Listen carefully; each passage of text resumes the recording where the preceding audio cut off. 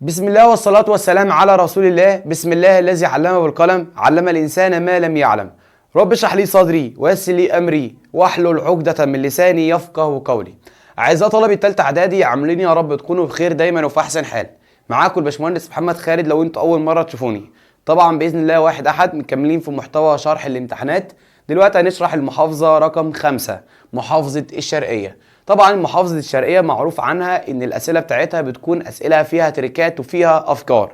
طبعا محافظة الشرقية ومحافظة الدقهلية يعتبروا من اقوى المحافظات في الرياضيات، بيقدموا لنا امتحانات بيكون فيها افكار وتريكات كل سنة. دايما طالب تالتة اعدادي كل سنة في المراجعات النهائية بيبقى منتظر يشوف امتحانات الشرقية والدقهلية، عشان ده يعتبر يعني المحافظات دي تعتبر اقوى المحافظات. فانت لو قدرت تحل محافظات الشرقية ومحافظات الدقهلية يبقى انت مستواك كده جامد حرفيا في الرياضة. تعال نبدأ في حل الامتحان ده ونشوف افكار الامتحان ده، وهنلاقي ان كذا مسألة فيها فكرة. فيلا بينا نبدأ ويلا بينا نشتغل. وقبل ما نبدأ وقبل ما نشتغل سم الله وصلى على رسول الله. وحاجة اخيرة كمان، لازم تدوس لايك، لازم تدوس لايك، لازم تدوس لايك. اول حاجه معانا س في ص بيساوي 3، بيقول لي ص تتناسب مع نقط. اول حاجه انا عندي س في ص بيساوي 3، فلو انا عايز اجيب السين س في ص ب3، فلو انا عايز اجيب السين يبقى اقسم على الصاد، فالصاد تطير مع الصاد يبقى س بيساوي 3 على ص. السين في البسط والصاد في المقام، يبقى التناسب اللي بين س وصاد تناسب عكسي، فالسين تتناسب عكسيا مع صاد والصاد تتناسب عكسيا مع س. فبيقول لي ان س تتناسب مع نقط تتناسب عكسي مع الصاد، اللي هو الاختيار رقم ب. السؤال رقم كام؟ 2. اذا كانت النقطة كاف ناقص 2 و2 كاف ولا كام و3 كاف ناقص 2 تبعد عن محور السينات 4 وحدات، فإن كاف أول حاجة كده البعد عن محور السين بيساوي كام؟ 4. عندنا قانون بيقول ايه؟ البعد عن محور السينات بيساوي القيمة المطلقة للصادات، البعد ب4. طب القيمة المطلقة الإحداث الصاد هنا كام؟ عبارة عن 3 كاف ناقص 2. عيد تاني كده، البعد عن السينات القيمة المطلقة للصادات. عيد تاني، البعد عن السينات القيمة المطلقة للصادات. فأنا عندي قيمة مطلقة بتساوي عدد، يبقى عندنا قانون بيقول إيه؟ لو قيمة مطلقة بتساوي عدد، ما بداخل القيمة المطلقة بيساوي موجب أو سالب العدد. يبقى نشتغل مرة 3 كاف ناقص 2 بيساوي 4، و3 كاف ناقص 2 بيساوي سالب 4. طبعا 3 كاف بيساوي 4 زائد 2، يبقى ال3 كاف بيساوي 6، اقسم على ال3 يبقى الكاف بتساوي 2.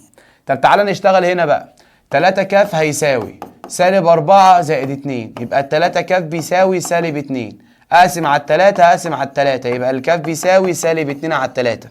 معايا هنا كاف ب2 ومعايا هنا كاف بسالب 2 على 3. اللي موجود في الاختيارات معايا الاثنين، يبقى السؤال الثاني اجابته رقم 3 اللي هو ج. اذا كانت النسبه ما بين الالف والب ب 2 الى 3 والنسبه ما بين الب والج 5 الى 6، فان النسبه ما بين الالف والج. اول حاجه دلوقتي مديني النسبه ما بين الالف والب بيساوي 2 على 3، والنسبه ما بين الب والج بيساوي 5 على 6. المسألة دي لها كذا طريقة حل، فأنا أقول لك الطريقة اللي تنفع مع كل المسائل. لو أنت جيت تلاحظ هتلاقي إن هنا ب وهنا ب، أروح جاي حاطط الب هنا في النص. أول نسبة ب معاها ألف. طيب يا باشمهندس هي الب قصادها 3، يبقى أحط تحت الب 3. الألف قصادها 2، أحط تحت الألف 2.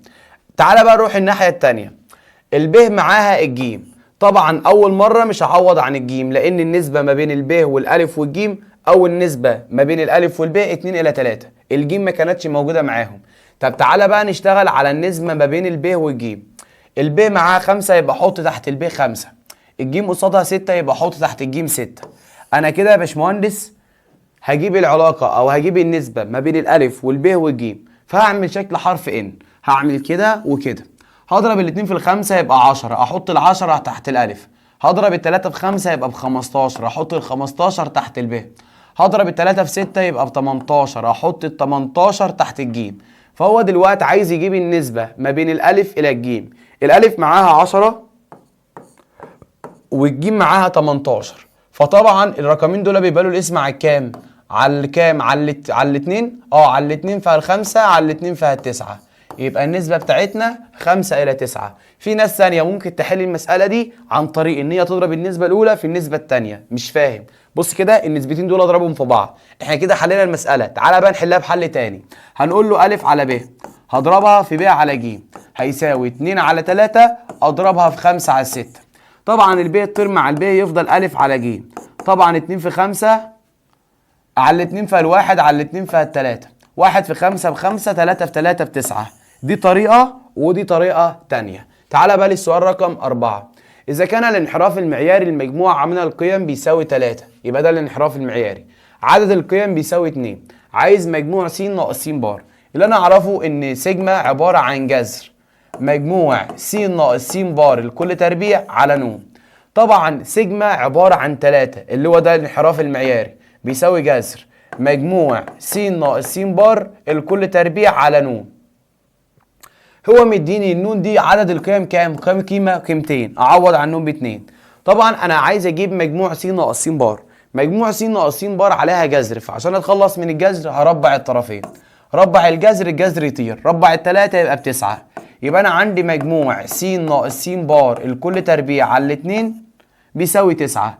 لو انا عايز اعمل مقص، اعمل مقص كده، مجموع س ناقص س بار هنعمل مقص في الحته دي كده، يبقى مجموع س ناقص س بار الكل تربيع هيساوي كام؟ هيساوي 9 في 2 اللي هو بكام؟ ب18. يبقى مجموع س ناقص س بار هيساوي 18. السؤال رقم كام؟ 5. مسألة 5 مسألة جميلة جدا جدا جدا جدا. تعال نشتغل على البسط. لو انا جيت قلت لك 3 أس 2 س زائد 3 أس 2 س زائد 3 أس 2 س، عود نفسك دايما كده لما اجي اقول لك س زائد س هتحط الس، والس جمعناها مرتين فانا هضرب الس دي في 2. طب س زائد س زائد س هتحط الس، الس جمعناها 3 مرات اضربها في 3. طب س زائد س زائد س زائد س زائد س احط الس. انا جمعت الس 4 مرات يبقى انا هضربها في 4. فانا عندي هنا 3 أس 2 س و3 أس 2 س و3 أس 2 س. احط 3 أس 2 س. انا جمعتها ادي مره اولى مره ثانيه مره ثالثه، جمعتها 3 مرات يبقى اضربها في 3 على. طبعا 3 أس س في 3 أس س. عند الضرب الاساسات المتشابهه بنحط الاساس ونجمع الاسس. الاس هنا س والاس هنا س، س وس يبقى 2 س. كلام جميل جدا. طبعا 3 أس 2 س تطير مع 3 أس س يبقى الاجابه الاخيره بتاعتي ب3. 3 ده بيمثل اختيار رقم ج. تعالى بقى للسؤال رقم 6. سؤال 6 جميل جدا جدا جدا. إذا كان المستقيم اللي بيمثل الدالة من ح إلى ح حيث د س عبارة عن 2 س زائد 3 ج يمر بنقطة الأصل. طبعا السؤال ده لما جه السنة اللي فاتت معظم الطلبة غلطت في السؤال ده، لأن في ملحوظة في كتاب المعاصر بتقول إيه؟ إذا كان المستقيم يمر بنقطة الأصل فإن ج بيساوي 0. وكلمة ج دي بتعبر عن الحد المطلق، ج بتعبر عن الحد المطلق. طب هل هنا يا ترى ج هنا بتعبر عن الحد المطلق؟ لا، ده الحد المطلق هنا كله على بعض ب3 زائد ج. عيد تاني كده، الحد المطلق كله هنا على بعض ب3 زائد ج. فانا لما اقول ان المستقيم يمر بنقطة الاصل يبقى الحد المطلق بصفر، يبقى 3 زائد ج بيساوي 0.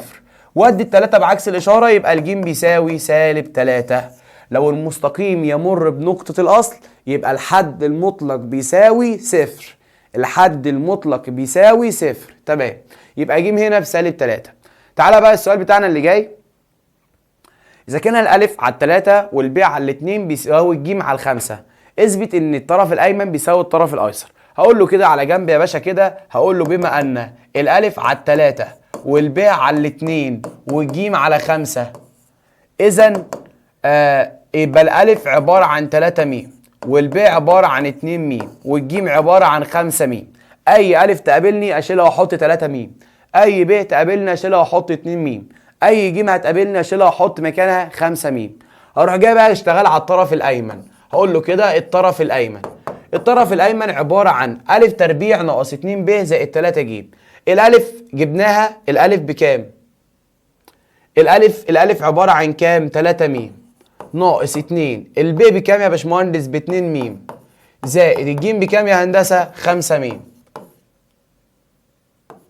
بعد كده يا باشا انزل تحت 2. الالف معانا بكام؟ ب3 م زائد الب معانا بكام؟ ب2 م. الجيم معانا بكام؟ 5 ميم. طبعا نبدأ نشتغل واحدة واحدة. هنقول يا باشمهندس 3 ميم زي ما هي، سالب 2 في 2 يبقى بسالب 4 ميم. طبعا 3 في 5 يبقى الإجابة ب 15 على 2 في 3 برافو عليك 6 ميم زائد 2 ميم زائد 5 ميم. طبعا 3 ناقص 4 يبقى بسالب 1 ميم، سالب 1 و15 ميم يبقى 14 ميم على 6 و2 8، 8 و5 يبقى 13 ميم. الميم مع الميم يبقى الإجابة الأخيرة بيساوي كام؟ 14 على 13 هو المطلوب إيه؟ إثباته. يبقى إحنا كده ثبتنا إن الإجابة بتاعتنا بيساوي 14 على 13. تعالى بقى للسؤال رقم ب. المسألة دي جميلة جدا جدا جدا جدا جدا. بتقول إيه؟ س فرق ص في ضرب ص عبارة عن المجموعة 1 و2 وواحد، مجموعة جواها زوج مرتب 1 و2 وزوج مرتب كمان 1 و3. ن س في ص بيساوي 6. عايز س وعايز ص. أول حاجة س فرق ص دي المجموعة الأولى، يبقى عناصرها بتمثل المساقط الأولى. المسقط الأول هنا بواحد والمسقط، فهنقول له س فرق ص عبارة عن اللي موجود في س مش موجود في ص الواحد. كلام جميل جدا. طب نكمل بقى مع بعض. ص دي المجموعة التانية، المجموعة التانية يبقى عناصرها عناصر المسقط التاني، فمن هنا نقدر نجيب ان الصاد عبارة عن كام؟ هنا 2 وهنا كام؟ 3. انا كده جبت الصاد، فاضل لي السين. طب ما هو يا حبيبي اللي موجود في س مش موجود في صاد الواحد، فاكيد الاتنين والتلاتة هيبقوا موجودين في الصاد. عيد تاني كده، عيد تاني. س فرق صاد المجموعة 1، انا طلعت الصاد، هنا الصاد عبارة عن مجموعة تانية، فيبقى عناصر صاد هي عناصر المسقط التاني. المسقط التاني هنا 2 وهنا 3، فيبقى الصاد فيها قيمتين 2 و3. هو قايل لي هنا ان ن س ضرب ص عبارة عن 6، وانا عارف ان الصاد فيها قيمتين. 2 في كام يديك 6؟ 3. يبقى عدد عناصر س بتساوي 3، وبالفعل هنا الس فيها 1 و2 و3. فانا الحمد لله كده جبت الصاد وجبت السين. بعد كده بقى عايز س تقاطع صاد، هقول له كده س تقاطع صاد ضرب الصاد. س تقاطع صاد اللي موجود في س وصاد هلاقي ان هنا 2 وهنا 2، هنا 3 وهنا 3، فس تقاطع صاد عبارة عن 2 و3. اما الصاد فيها 2 و3. تعالى بقى نضرب دول في بعض. اضرب الاتنين مع الاتنين يبقى زوج مرتب 2 و2. اضرب الاتنين مع التلاتة يبقى زوج مرتب 2 و3. اضرب التلاتة مع الاتنين يبقى زوج مرتب 3 و2. اضرب التلاتة مع التلاتة يبقى زوج مرتب 3 و3. يبقى س تقاطع ص ضرب ص يبقى هو الازواج المرتبة اللي قدامي دي. خلاص، يبقى انا كده معايا س فرق ص بواحد، فيبقى اللي موجود في س مش موجود في ص بواحد. فكده انا قلت ان السين فيها 1 و2 و3 والصاد فيها 2 و3. المسألة دي مهمة جدا. تعالى بقى المسألة رقم 3 ألف. إذا كانت الصاد عبارة عن ألف زائد 2 والألف تتناسب طرديا مع السين، أوجد العلاقة بين ألف وسين لما السين ب2 والألف ب4. أول خطوة يا باشمهندس تعالى نشتغل واحدة واحدة. سيب العلاقة دي على جنب. هنقول له كده بما أن الألف تتناسب طرديا مع س، أفك التناسب يبقى الألف بيساوي م س. هقول له بما أن هو مديني دلوقتي إن السين ب2 والألف ب4، هقول له كده بما أن السين ب2 عند الألف بتساوي 4، فنعوض فوق في العلاقة اللي أنا شغال عليها. الألف ب4 والميم زي ما هي، السين تحت ب2، يبقى 4 بيساوي 2 ميم أقسم على الاتنين أقسم على الاتنين، يبقى الميم بيساوي 2، لأن 2 مع الاتنين يطير يفضل ميم، و4 على الاتنين فيها الاتنين، فأنا جبت الميم ب2. بعد كده يا باشمهندس أروح جاي له بقى كده العلاقة بين الألف والسين هي، احنا دلوقتي عشان اجيب العلاقه بين الالف والسين لازم اجيب قيمه الثابت، والحمد لله جبت قيمه الثابت ب2. ارجع اعوض بيه فوق. الالف زي ما هو، الميم جبتها تحت ب2، والسين تفضل زي ما هي. يبقى العلاقه بتاعتي الف بيساوي 2 س. يبقى دي العلاقه اللي بتجمع بين الالف والسين. بعد كده اوجد صاد لما السين بواحد. تبص يا باشمهندس صلي على النبي، هو عايز صاد لما السين بواحد. انا لما اعوض عن السين بواحد يبقى انا كده جبت قيمه الايه؟ الالف. التاني كده لما اعوض عن السين بواحد يبقى انا كده جبت قيمه الايه؟ الالف. طب ممكن نعمل علاقه جميله جدا، ممكن نقول له ايه؟ هنقول له بما ان الصاد بيساوي الف زائد 2.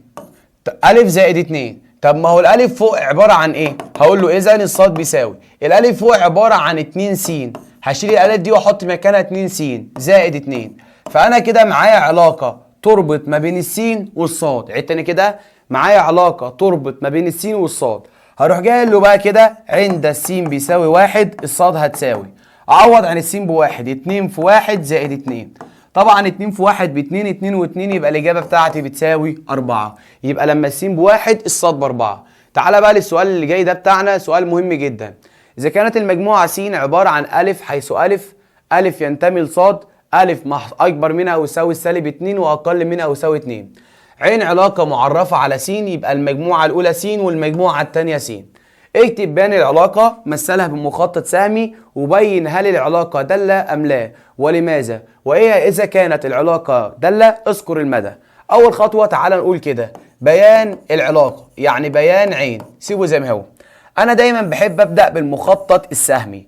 تعال نقول يا باشمهندس، المجموعة الأولى س والمجموعة الثانية س، الألف تبع السين والبي برضو تبع السين.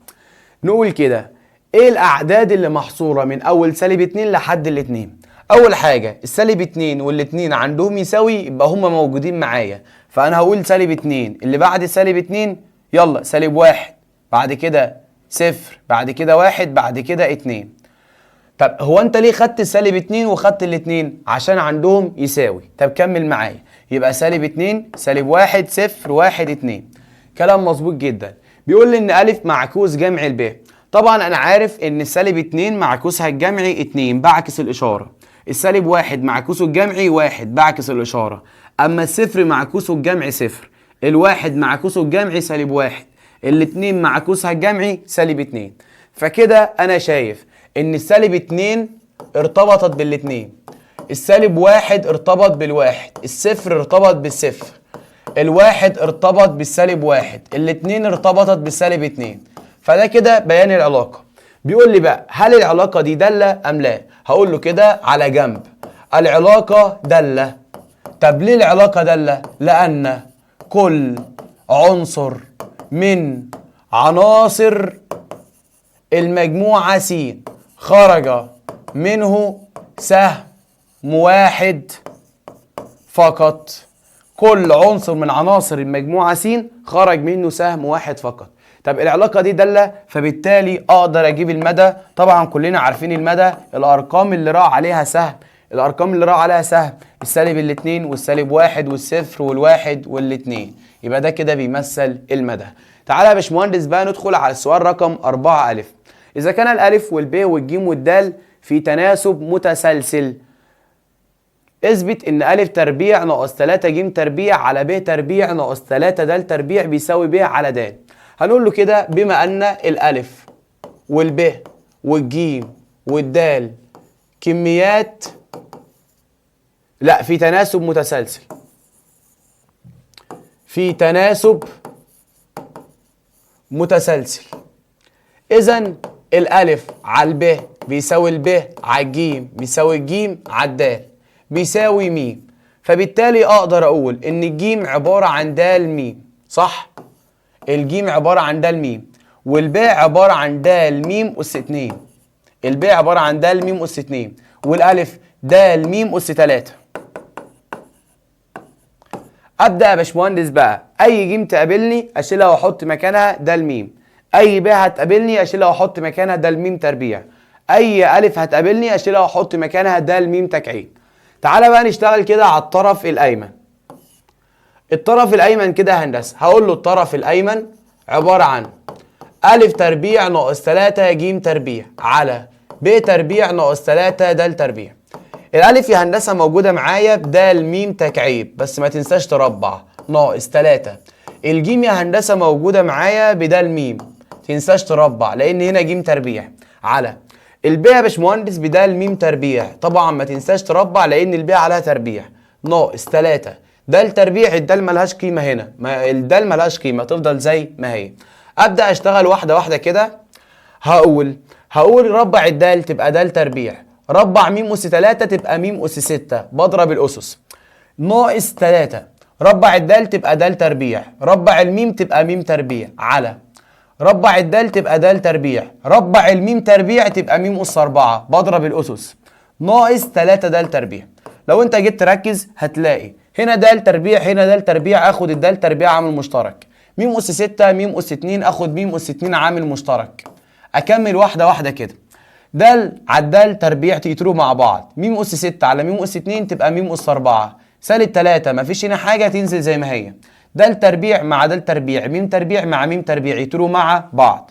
في المقام اخد الدال تربيع عامل مشترك، لما اخد الدال تربيع خدت د تربيع فاضل م أس 4، خدت الدال تربيع فاضل سالب 3، الدال تربيع تطير مع الدال تربيع وميم تربيع م أس 4 ناقص 3 مع م أس 4 ناقص 3، فاضل في المسألة دي م تربيع، يبقى اللي فاضل معايا هنا م تربيع.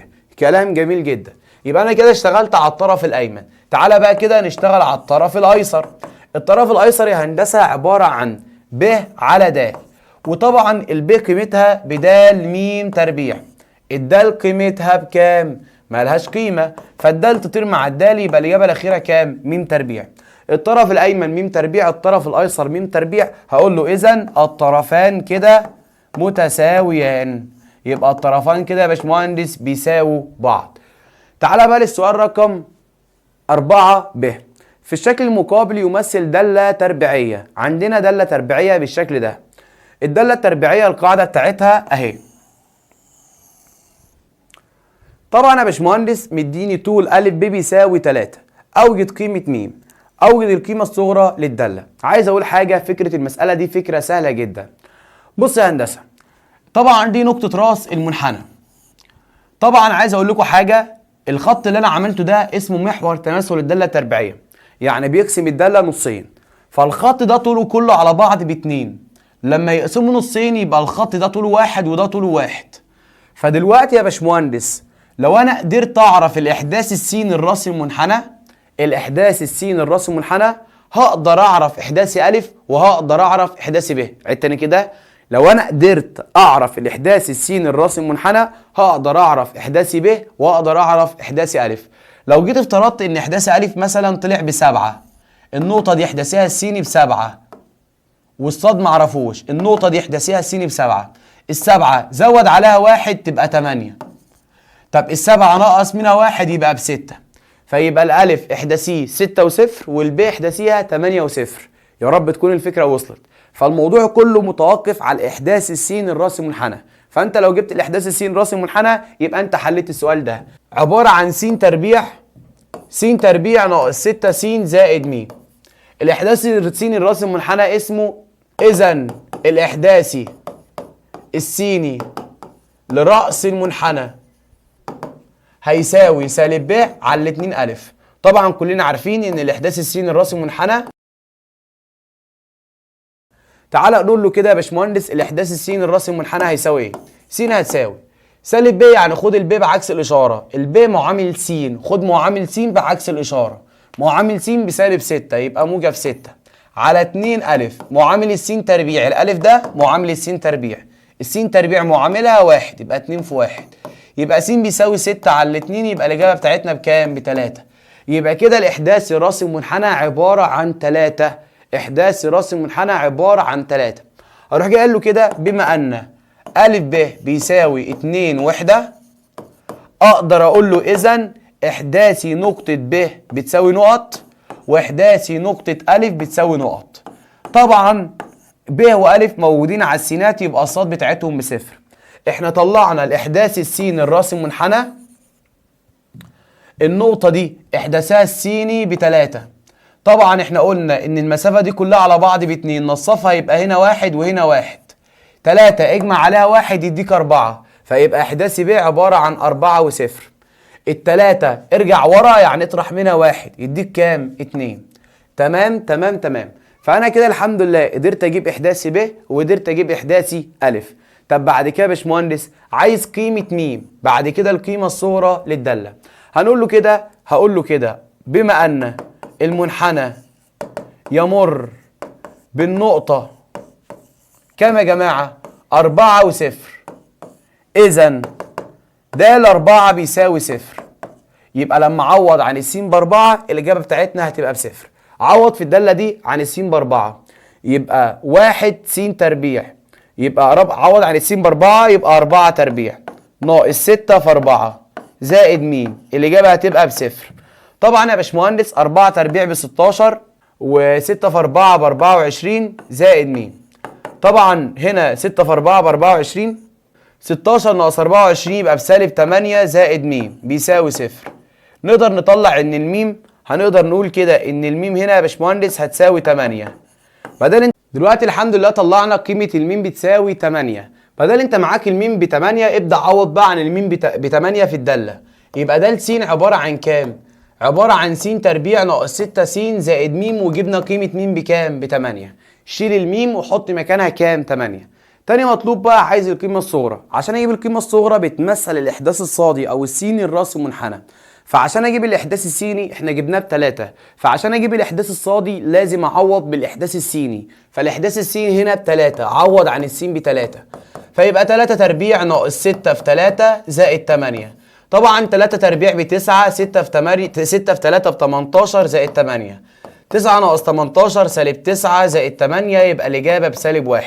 فكده راس منحنى اقدر اقول ان راس منحنى عباره عن الاحداث السيني ب3، الاحداث الصادي بسالب 1. فبدل انت معاك راس منحنى اقدر اقول له بقى القيمه الصغرى. اقدر اقول له القيمه الصغرى. اذا القيمه الصغرى هتساوي سالب 1. يبقى القيمه الصغرى بتبقى بسالب 1.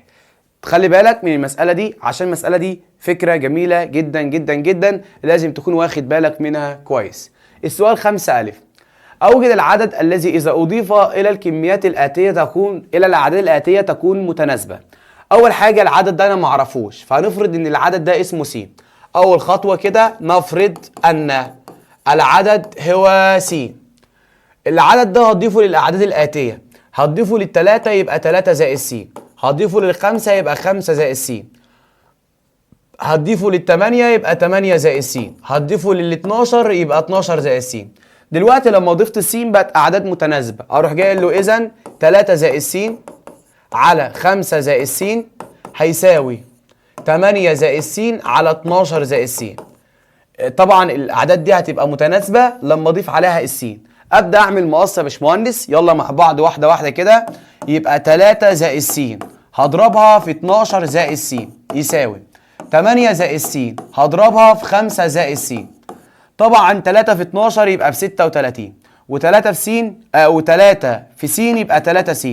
هضرب ال3 في القوس الثاني كله. بعد كده هضرب الس في ال12 يبقى 12 س. هضرب الس في الس يبقى س تربيع. بعد كده ادخل الناحيه الثانيه بقى، 8 اضربها في 5 يبقى ب 40. بعد كده ال8 اضربها في س يبقى 8 س. السين اضربها في الخمسة يبقى 5 س. السين اضربها في السين يبقى س تربيع. لو انت جيت تلاحظ هتلاقي ان هنا علامة اليساوي. هنا س تربيع بالموجب تطير مع س تربيع اللي بالموجب، لان الس تربيع اللي بالموجب هنا لو راحت هتروح بعكس الاشارة تبقى سالب س تربيع تطير مع الموجب س تربيع. يفضل معايا كام بقى هنا؟ 36 زائد 3 س و12 س يبقى 15 س بيساوي طبعا 40 زي ما هي. 8 س و5 س يبقى 13 س. ابدا اعمل ايه؟ اخلي طرف للسين وطرف للاعداد. فال 15 س تفضل زي ما هي، هيجي عليها 13 س تبقى بعكس الاشاره. ال 40 تفضل زي ما هي، ال 36 تروح بعكس الاشاره. 15 س ناقص 13 س يبقى 2 س بيساوي 40 ناقص 36 يبقى الاجابه بتاعتي 4. اقسم على الاثنين على الاثنين يبقى الس بيساوي 2. اروح جاي قايل بقى في الاخر العدد هو 2. يا رب تكون الفكره وصلت. المساله دي مساله جميله برضو لازم تكون واخد بالك منها. تعالى بقى للسؤال رقم 5 ب. احسب الوسط الحسابي والانحراف المعياري للقيم الاتيه. القيم الاولى كام يا ولاد؟ 12 و13 و16 و18 و21. اول خطوه تعالى نجيب يا ولاد س بار. س بار عباره عن مجموع القيم على عددهم. فهنقول له كده القيم اللي معايا، القيمه الاولى ب12، القيمه الثانيه ب13، القيمه الثالثه ب16، القيمه الرابعه ب18، القيمه الخامسه ب21. كلهم 5 قيم. نطلع س بار كده بالاله حاسبه. هقول له هعمل شرط الكسر 12 زائد 13 زائد 16 زائد 18 زائد 21 على 5. الكلام ده يطلع 16، يبقى الوسط الحسابي هيبقى ب 16. بعد كده يا باشمهندس تعالى نعوض بقى بالقيم بتاعتنا. القيمة الأولى بتاعتي هنا كام؟ 12، بعد كده 13، بعد كده 16، بعد كده 18، بعد كده 21. طبعا السين ب 12 وسين بار ب 16، يبقى 12 ناقص 16 سالب 4، 13 ناقص 16 يبقى سالب 3، 16 ناقص 16 يبقى بصفر، 18 ناقص 16 يبقى 2، 18 21 ناقص 16 يبقى الإجابة بتاعتي بكام؟ 5. 21 ناقص 16 يبقى الإجابة بتاعتي 5. أبدأ أربع الأرقام دي بقى كده، يبقى هنا 16 ربع السالب 3 يبقى ب9، ربع الصفر يبقى بصفر، ربع الاتنين تبقى 4، ربع الخمسة تبقى ب25. كلام جميل جدا. أبدأ أجمع الأرقام دي كده، عندي هنا 25 وهنا 25، 50 زائد 4 يبقى 54. تعالى بقى كده يا باشمهندس نجيب س بار، هنقول له هنجيب له سيجما اللي هو الانحراف المعياري، عبارة عن جذر مجموع س ناقص س بار لكل تربيع على ن. طبعا يبقى الانحراف المعياري هيساوي مجموع س ناقص س بار 54 على 5. نطلع الكلام ده كده بالآلة حاسبة يا هندسة. هعمل جذر 54 على 5. الكلام ده يطلع بالآلة حاسبة 2 ولا 3؟ هيطلع 3. هيطلع بكام؟ هيطلع 3.286 من 1000. طبعا الارقام دي ممكن اقربها لاقرب مثلا رقمين، هقربه لاقرب رقمين 20. هلاقي ان هنا قبل العلامه العشريه 28، ال 28 قبلها 6، 6 بتدي الستة تدي 28 واحد تبقى 29، ويبقى الاجابه الاخيره بتاعتي 3.29 من 100. يبقى الانحراف المعياري بتاعي عباره عن 3.29 من 100. والحمد لله رب العالمين كده يكون خلصنا حل محافظة الشرقية. انتظروا حل باقي المحافظات، وطبعا هسيب الكلام اللي انا قلته ده كله على جروب التليجرام. واتمنى نقدر المحتوى والمجهود اللي انا ببذله معاكم، ان انت تكتب رايك في الشرح كده تحت في التعليقات، تكتب لنا كلمتين جمال كده. وتاني حاجة تشترك في القناة وتدوس لايك على الفيديو ده. دوس لايك، يبقى المطلوب منك ان انت تدوس لايك وتكتب تعليق كويس، بس كده ده المطلوب منك. ومع الهندسة حضرات انسى صعوبة الرياضيات.